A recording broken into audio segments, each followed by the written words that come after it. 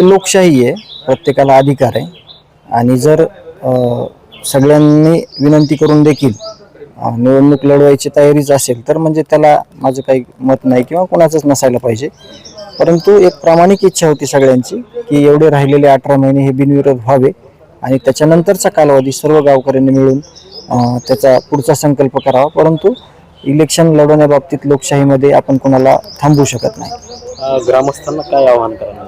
नाही, जशी संतोष अण्णाला साथ दिली तशी मला वहिनींना किंवा सगळ्या गावकऱ्यांनी मिळून जे काय पुढे राहिलेला जे गावचा विकास आहे तो सगळा करून घ्यावा आणि 100%च अण्णाचं स्वप्न सगळ्या लोकांनी सांगितलेलं आहे राजकीय सुद्धा की जे काही अण्णांचं स्वप्न होतं तो सगळा म्हणजे सगळे ते डिमांड म्हणजे सगळा जो प्रस्ताव दाखल करा आणि गावचं काम करून घ्या.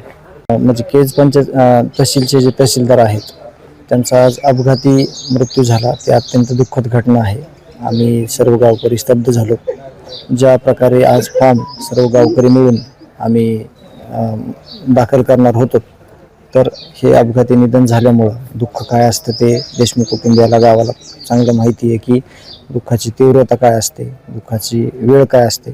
म्हणून आम्ही एकदम साध्या पद्धतीनं 1-4-5 गाड्या किंवा 1-2 गाड्या घेऊन हा उमेदवारी अर्ज वहिनींचा दाखल करत आहोत आणि सर्व गावकऱ्यांना मी आवाहन करतो की जे राहिलेलं अण्णांचं स्वप्न आहे हे 18 महिन्यात सगळ्यांनी पूर्ण करून घ्यावं आणि नक्कीच जे संकल्प आज केलेले आहेत ते आम्ही प्रयत्न प्रामाणिक करण्याचा प्रयत्न करू.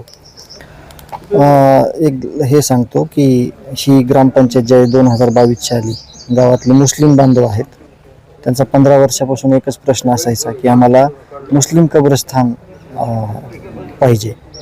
तर स्वतः अण्णांनी नवाब मलिक साहेबाकडे गेले आणि त्यांना स्पष्ट सांगितलं की मी BJPचं काम करतोय आणि तुम्ही राष्ट्रवादीचे, तरी देखील माझ्या मुस्लिम बांधवांना एक कब्रस्थान पाहिजे, तुम्ही द्या. तिथून फंड आणून आज त्या कब्रस्थानमध्ये आम्ही 450 झाडं अण्णाच्या आठवणीत लावलेले आहेत.